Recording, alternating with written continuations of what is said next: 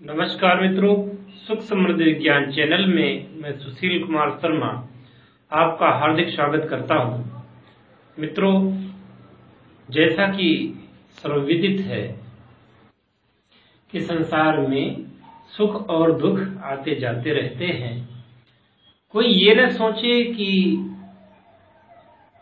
कोई व्यक्ति धनी है तो सुखी ही होगा, या वो व्यक्ति गरीब है तो दुखी ही होगा।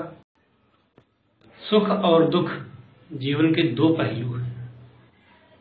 अन्यथा ऐसा ही होता कि जो लोग धनवान होते वही खुशियां बांट सकते, खुशियां प्राप्त कर सकते, और सभी गरीब लोग हमेशा ही दुखी रहते। लेकिन प्रभु की कृपा भी निराली है, जो अपने आप में गरीब कहे जाते हैं और जिनके पास कभी कभी खाने तक को नहीं होता।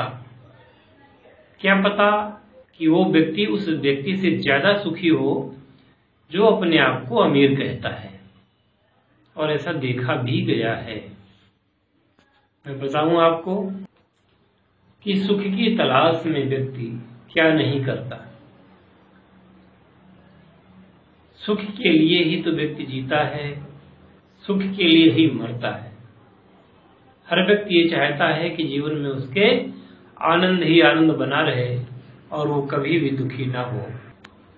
मित्रों, आगे बढ़ने से पहले यही कहूंगा कि अगर मेरी बात आपके हृदय तक चुभ रही हो, हृदय तक जा रही हो, तो चैनल को सब्सक्राइब जरूर कर लें।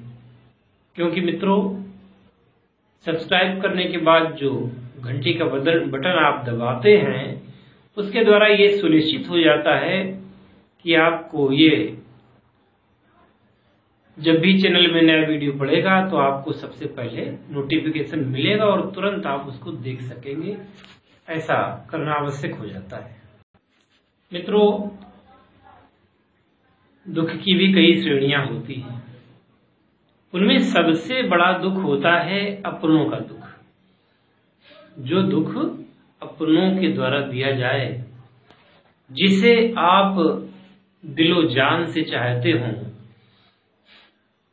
प्रेम करते हो, दिन रात जिसके आप ख्यालों में खोए रहते हो, और वह व्यक्ति आपके साथ छल करे, कपट करे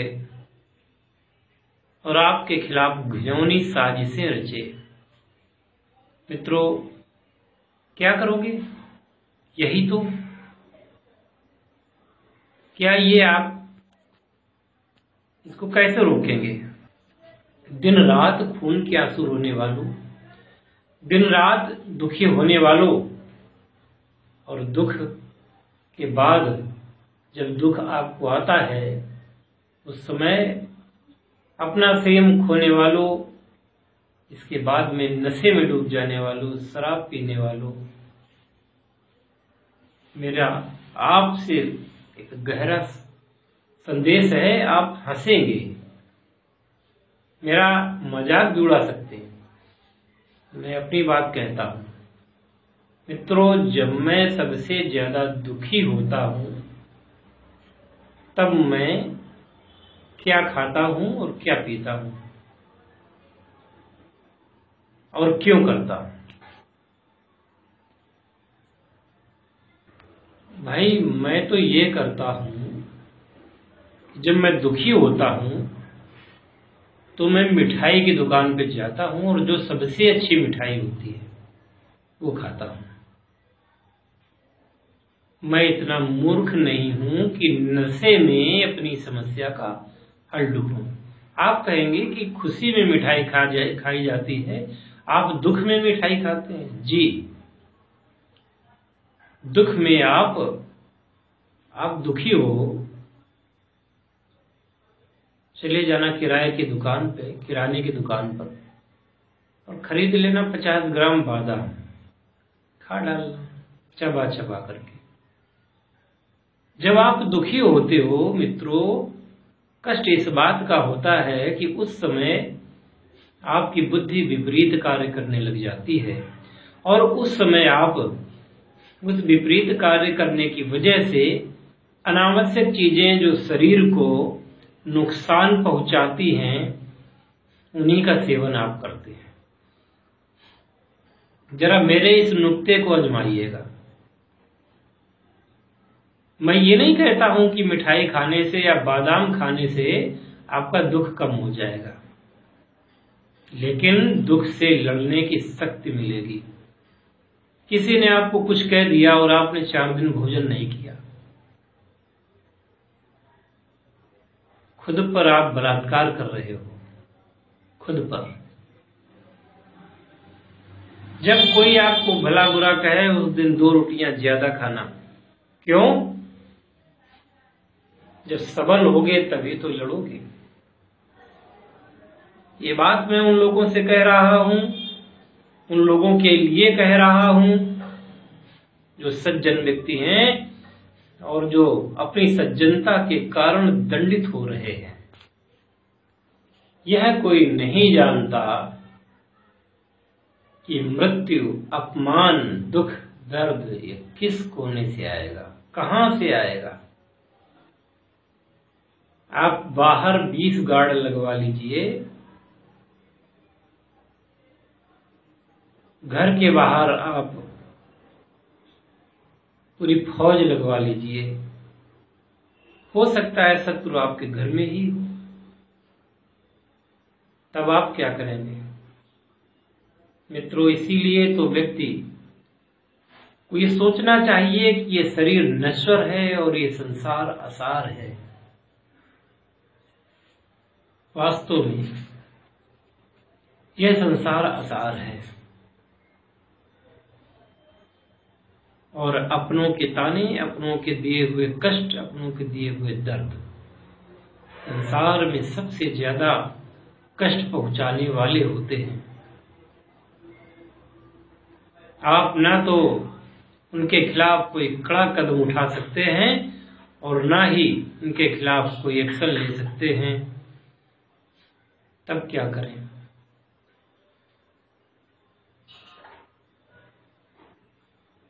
मैं तो यही कहूंगा, ऐसे समय में कुसमय जानी, जब आप कुसमय देखें, बुरा समय देखें, उस समय आपको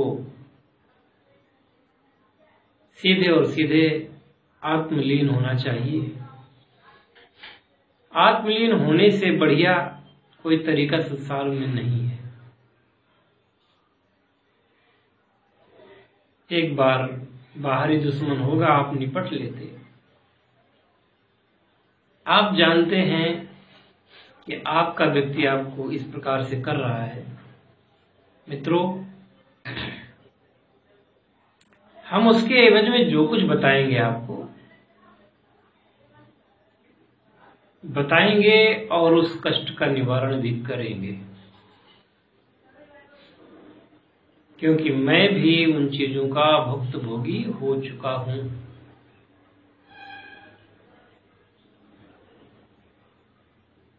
अगर आप सशक्त नहीं बनोगे, अपने आप में मानसिक संबल नहीं बनेगा आपका, क्या करोगे? आत्महत्या करोगे। आत्महत्या करके भी तुमको क्या स्वर्ग मिलेगा? आत्महत्या करने के बाद तो इस आत्मा की और दुर्दशा और दुर्गति होती है। ऐसा शास्त्रों में भी कहा है और आत्मज्ञानी ने भी कहा है। सर्वप्रथम गहरी सांस लें, 10-20 गहरी सांस लेंगे आप, थोड़ी देर रोकेंगे, निकालेंगे। जब 10-20 गहरी सांस ले लेंगे आप, आपको लगेगा कि कुछ कम हुआ है। इसके बाद क्या करेंगे? इसके बाद पालथी मार करके सुखासन में सीधी रीढ़ करके बैठ जाएंगे, आंखों को बंद कर लेंगे और उन विचारों को त्याग देंगे। मैं कायरता की भाषा नहीं, मैं वीरता की भाषा सिखा रहा हूं आपको। ये कायरता नहीं है। समस्या का सही समाधान इसमें है कि आप गम खाएं। लोग, पुराने बुजुर्ग कह गए हैं कि कम खाना और गम खाना सबसे अच्छा होता है। तो मित्रों, बैठ करके सुखासन में और उस दुख से निपटने का उपाय करने के लिए आत्मलीन होइए। इतना आप आत्मलीन होइए कि बाहर की सुधि बुद्धि आपकी नहीं रहे। इसके बाद अपने अंतर ज्ञान में, अपने अंतर प्रकाश में उस परम पिता परमात्मा को खोजिए, क्योंकि उससे ज्यादा बड़ा हितैषी आपका कोई नहीं है। और वो मित्रों आपके अंदर है, आपके अंदर ही है। उसको बाहर खोजने की आवश्यकता नहीं है। कि जितने मंत्र होते हैं, जितने भी साधनाएं होती हैं, ये अपने आप में क्या होती हैं? आपके शरीर में जो परमात्मा का अंश है, सारे देवी देवता आपके शरीर में ही निवास करते हैं, ऐसा योग शास्त्रों का और पौराणिक आख्यानों से प्रतीत होता है। एक बार एक राक्षस ने भगवान शिव की आराधना की और इतना की कि भगवान शिव को आना पड़ा उसके सामने कि वरदान मांग लो। जब भगवान शिव उसके सामने आए और उन्होंने कहा कि वरदान मांग लो, तो उस व्यक्ति ने ये कहा कि हे प्रभु, सारे देवताओं का विनाश कर दीजिए, सारे देवताओं को जला दीजिए। तो भगवान शिव ने कहा ठीक है, मैं ऐसा ही करता हूं। और इतना कहते हुए उस राक्षस के शरीर में आग लग गई। तो दर्द से करा उठा और बोला, प्रभु ये आपने क्या किया? मैंने तो देवताओं को मारने के लिए कहा था और आप मुझे मारने का प्रयास कर रहे हैं। तो भगवान शिव ने कहा कि मूर्ख, ये सारे देवता तो तेरे अंदर ही निवास करते हैं। तो अगर देवताओं को मारना है तो तुझे खुद मरना पड़ेगा, तभी सारे देवता मरेंगे। तो उसने कहा, प्रभु ये वरदान वापस कर लीजिए और मैं अब किसी देवता को नहीं मारना चाहता। उन्होंने कहा, आपके शरीर में ही देवताओं का निवास है। ये आख्यान ये बताता है कि आपके शरीर में ही प्रभु हैं और सुखी आपको वो प्रभु ही कर सकते हैं।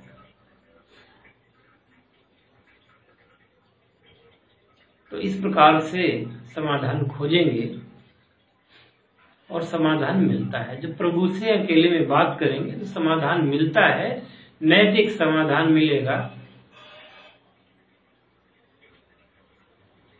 इस मन मंदिर, इसीलिए इसको मन मंदिर कहते हैं, शरीर के अंदर का मंदिर। इसलिए शरीर की सफाई, काया को शुद्ध रखना और इस काया का समुचित ध्यान रखना आवश्यक होता है। जैसे आप मंदिर की सफाई करते हैं, वैसे इस काया की सफाई करना आवश्यक है। और काया की सफाई इसलिए की जाती है, ये काया साफ रहे, इसमें ईश्वर का निवास है।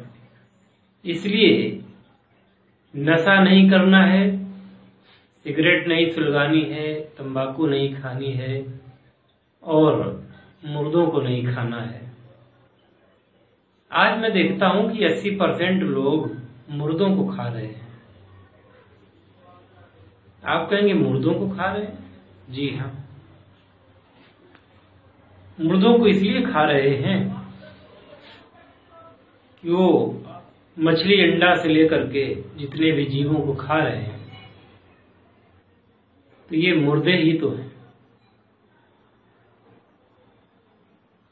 और मद्यपान इत्यादि करके, इन सब पापों को करके भी मुझे आश्चर्य होता है कि इन पापों को करते हुए भी लोगों के अंदर ये भावना रहती है कि मुझे स्वर्ग मिलेगा। मैं किसी धर्म विशेष की बात नहीं कर रहा हूं, मैं बात कर रहा हूं समष्टि की। संपूर्ण ब्रह्मांड में जितने भी लोग हैं जो नर देहधारी हैं, जो अपने आप को 20वीं 21वीं सदी का सभ्य पुरुष कहलाने में गुरेज नहीं करते, ऐसे लोग ये सोचते हैं कि मैं मरने के बाद में स्वर्ग में जाऊंगा।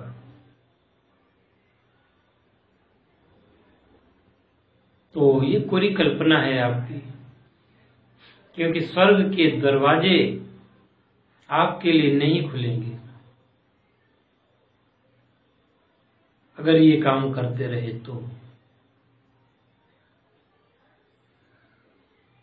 इसलिए अपने ज्ञान चक्षुओं को खोलिए, अपने भीतर छुपे हुए रत्नाकर को वाल्मीकि बनाइए, अपने अंदर छुपे हुए कालिदास को उभारिए, अपने अंदर छुपे हुए तुलसीदास को ढूंढिए। हृदय परिवर्तन होने से सब कुछ हो जाता। अब जैसे जो लोग ये कर रहे हैं, तो क्या उनको जान से मार दिया जाए? ऐसा तो ना तो संविधान में लिखा है और ना ही ऐसा करना उचित है। इन सबको मारने के लिए भगवान का अवतार होता है। और मैं ये समझता हूं कि अगर आपके अंदर ही ईश्वरीय तत्व जागृत हो जाए तो आप ये मान लें कि भगवान का अवतार हो चुका है। और ये सारे कलमश जो ऐब हैं इनको मार दो, जितने पाप हैं इनको मार दो, ईश्वरीय शक्ति की विजय होगी। और तब आप जब इस देह को त्याग करेंगे तो निश्चित रूप से आप स्वर्ग के अधिकारी हो सकते हैं। अपने में खोजना है समाधान, समाधान बाहर नहीं मिलता। आत्मावलोकन करें, अपनी आत्मा से पूछें कि वास्तव में लोग जो मुझे गलत कह रहे हैं, क्या मैं गलत हूं? अगर गलत हैं तो खुद को संभालिए, और अगर कोई दूसरा गलत है तो विरोध करिए, पुरजोर विरोध करिए। मतभेद हो सकते हैं, मन का भेद मत करिएगा। मैं तो ये मानता हूं कि रिश्ते अनमोल हैं, व्यक्ति अनमोल है। जब कोई व्यक्ति, अच्छा दुश्मन और दोस्त क्या होता है? एक ही व्यक्ति दुश्मन होता है, एक ही व्यक्ति दोस्त होता है। हर व्यक्ति के अंदर भरी होती है चालाकी, हर व्यक्ति के अंदर पिसुनता भरी है, हर व्यक्ति के अंदर एक दूसरे के प्रति चालाकी करने के भाव छिपा हुआ है। ऐसा क्यों होता है? ऐसा इसलिए होता है, हर व्यक्ति सुख पाना चाहता है, और सुख पाने के लिए जब वो शॉर्टकट अपनाना चाहता है तो बाहर वालों पर जोर नहीं चलता, तो वो अपने ही लोगों को प्रताड़ित करने लगता है, उन्हीं से करने लगता है दुराव, उन्हीं से छिपाओ, उन्हीं से चोरी, और उन्हीं का बुरा सोचने लगता है। ऐसे में मैंने बताया था एक बार कि बगलामुखी माता की साधना करने वाले लोग हैं, वो करें उनकी साधना, तो जिन लोगों के अंदर पाप पल रहा है वो अपने आप ही माता उनका दिमाग बदल देती है और उन पापों को करने से वो वंचित रह जाते हैं। अगर मेरा वीडियो अच्छा लगा हो तो लाइक करें, शेयर करें, कमेंट करें। बुरा लगा हो डिसलाइक कर दें। और आपके हृदय को छू गया हो तो जीवन में प्रयोग करें। फिर जो कमी आपके जीवन में आवे, कहीं सफलता नहीं मिल रही, कुछ नहीं, मैं आपके साथ खड़ा हूं। ठीक है ना? आज की वीडियो में यही कहना था, ये कह चुका हूं। नमस्कार।